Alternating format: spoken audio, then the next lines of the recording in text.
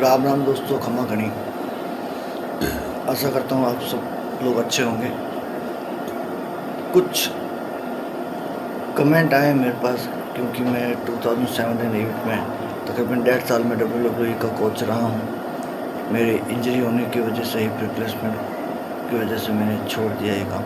कुछ लोगों ने बताया कि इसके ऊपर कुछ बताइए, तो आगे बताने से पहले कुछ थोड़ा सा आपको बता दूँ कि WWE देखने वाले दर्शक जो हैं उनसे मेरी एक विनती है कि WWE अब नेटफ्लिक्स ने ख़रीद लिया है, ठीक है ना। तो वो नेटफ्लिक्स पर आता है, सोनी 10 स्पोर्ट पर नहीं आता है, ठीक है ना।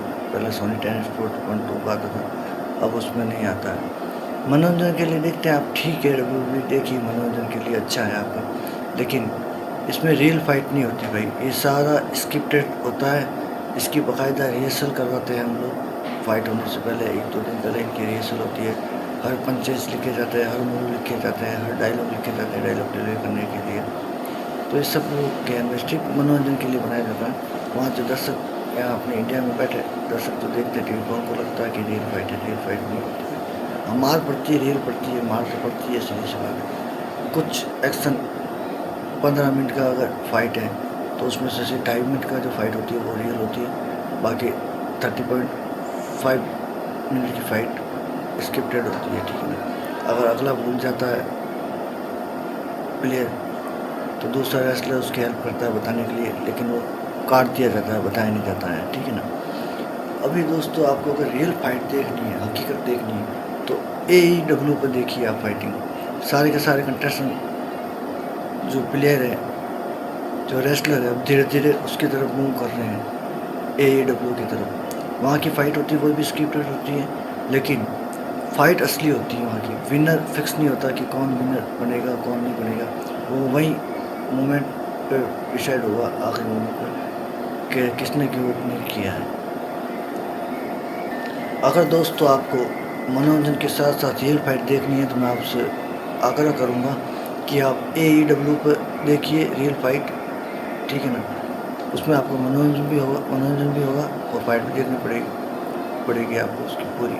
उसमें जो प्रोप यूज किए जाते हैं WWE के बजाय, वो सारे रियल होते हैं, फेक नहीं होते हैं। WWE में सारे प्रोप जो होते हैं वो फेक होते हैं। जैसे आपने एक अनाउंसमेंट टेबल देखी होगी जहाँ पर कमेंटर बैठे कमेंट्री करते हैं, तो उस टेबल की बनावट में आपको बता दूँ, जिस स्ट्रक्चर से जो टेबल बनाई जाती है ना, उसके ऊपर नट बोल्ट कसे जाते हैं, तो नट कसे नहीं जाते हैं, ठीक है ना, वो नहीं लगाए जाते हैं। सिर्फ उसको ऐसे ही सांचा रख दिया जाता है, नीचे रैंक बना के, ऊपर स्लाइड पट्टी लगा के और डेकोरेशन करके रख दिया जाता है। जैसे ही एक रेसलर दूसरे रेसलर को बाउंस करके पटकता है उसके ऊपर, तो टेबल खुल जाती है।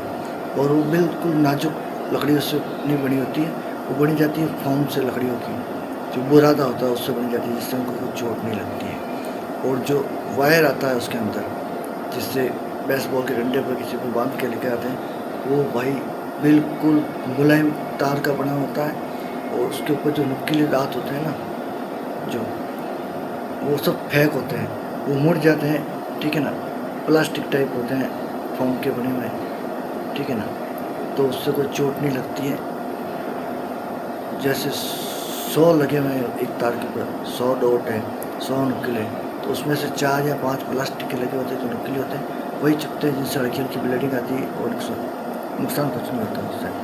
दूसरा एक चीज़ वो होती है जो छोटी छोटी आती है उसके अंदर, जिसे हम किसी भी बोर्ड को लगाने के लिए उसके अंदर ठोकते हैं, नुकीले टाइप छोटी बारीक कीले आती है, तो सिर्फ वो गोली होती है, उसके ऊपर नुकीला नहीं होता है, ठीक है ना। एक भी नुकीला नहीं लगा होता है, जिससे उनको चोट नहीं पहुंचती है, उनको कोई दिक्कत नहीं होती, कोई परेशानी नहीं होती है। तो मैं आपसे ये विनती करूँगा फिर से, आप जो भी WWE के फ़ैन हैं, एक बार आप AEW देखिए। कसम से आप WWE देखना छोड़ देंगे, आपको फ़र्क पता चल जाएगा कि क्या फेक है और क्या ओरिजिनल है। AEW में सारी फाइटें अभी तक तो ओरिजिनल हो रही है, और आगे अभी ऑडियंस उनकी बहुत सारी उन्होंने कलेक्ट कर ली है, बहुत सारी ऑडियंस बढ़ गई है। तो अभी मेरी फ़िलहाल रिसेंटली बात हुई लास्ट अप्रैल में, तो उन्होंने मुझे बताया, इसको राजवीर सिंह भाटिया बताइए किंग टाइगर के, इसको और कैसे इम्प्रूवमेंट किया जाए। मेरी मार्च में अपॉइंटमेंट है उनके साथ में, जो दुबई के शेख हैं, वो ऑर्गेनाइजर हैं इनके, CEO है, उनसे मेरी बात होगी और कंटेंट बनाएंगे, कॉन्सेप्ट बनाएंगे, ठीक है ना, और आपको और अच्छा देने की कोशिश करेंगे, ठीक है भैया। प्लीज़ मेरे चैनल को लाइक एंड सब्सक्राइब कर लीजिए। मैंने मोनेटाइज नहीं किया मेरे चैनल को, ठीक है ना, सिर्फ आपको न्यूज़ देने के लिए किया, मुझे पैसे कमाने के लिए मैंने नहीं किया भाई ये सब कुछ, ठीक है ना। मैंने कहा मैं भी आऊँगा, काफ़ी साल हो गए मुझे फिल्म इंडस्ट्री में, टेलीविज़न इंडस्ट्री में, WWE इंडस्ट्री में, तब मैंने कहा मैं थोड़ा हमारी जो बात की ऑडियंस है उनको जागरूक करूँ, उनको थोड़ा बताऊँ और खुल के इसके बारे में, ठीक है भाइयों।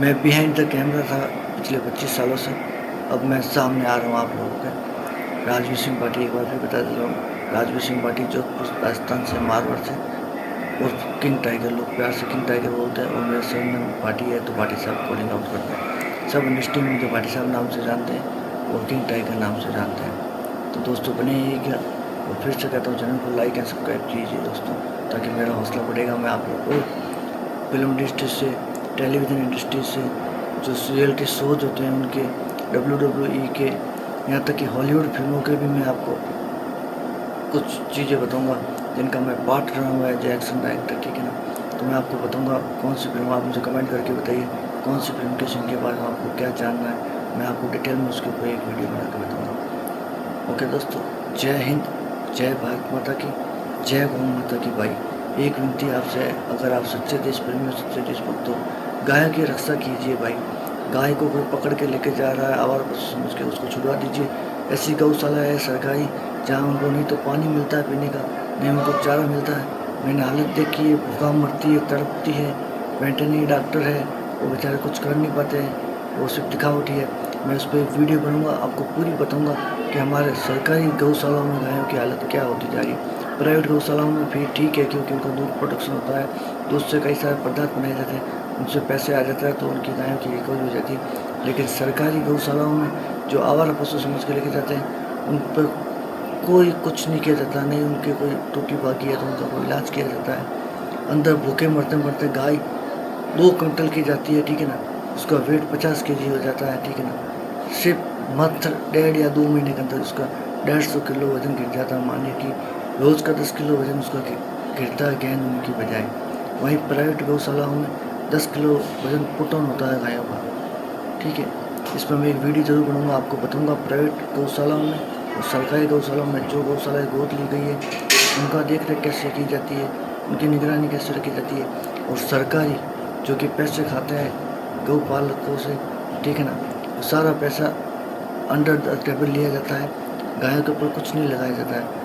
उनकी हालत में आपको बताऊंगा क्या होती है। मैं जाऊंगा, पहले भी मेरे पास वीडियो पड़े, अभी लेटेस्ट वीडियो लेकर आऊँगा और अपडेट करूँगा दोस्तों आपके सामने। फिर से सबसे पहले जय गौ माता की, और दुआ करिएगा सर कि आप सब सलामत रहें, ठीक है ना। मेरे लिए नहीं, आप अपने लिए कीजिए, अपने परिवार के लिए कीजिए, और किसी के लिए नहीं करा, सिर्फ अपनी माँ के लिए ज़रूर करना है यार। रोज़ सुबह उठते आप अपनी माँ के चरण स्पर्श करो, अगर नहीं कर पाते हो, कुछ लोग नहीं करते हैं, ठीक है ना, उनके हैबिट नहीं है, ठीक है ना, तो माँ का स्मरण जरूर करो यार। दुआ में माँ को जरूर याद रखना, जहाँ भी हो, बाहर खाना खा रहे हो तो माँ को फ़ोन करके बोलो, पूछो माँ को, माँ आपने खाना खाया या नहीं खाया। मैं भी नहीं खाऊंगा माँ जब तक खाना, जब तक आप नहीं खाएंगी। पहले आप अपना खाना लेकर आइए, क्योंकि दूर रहते हैं, बाहर काम धंधे से चलन जाता है, तो अपनी बीवी को बोलिए हम खाना खाएंगे। पहले मैं माँ को वीडियो कॉल पे लेता हूँ या कॉल करते करते खाना खाइए, माँ से बात कीजिए, शेयर कीजिए, अपनी सुख दुख को शेयर मत करना माँ के साथ, ठीक है ना, क्योंकि माँ आपके सुख होता है ना, उसको तो वो 2 गुना लेती है, लेकिन दुख को वो 100 गुना ले लेती है दोस्तों, ठीक है ना। तो हाथ जोड़ के विनती है, माँ को तकलीफ मत देना है कभी भी। दूसरी फिर हमारी गौ माता ही है, उनको भी मत तकलीफ दीजिए। जय भारत माता की।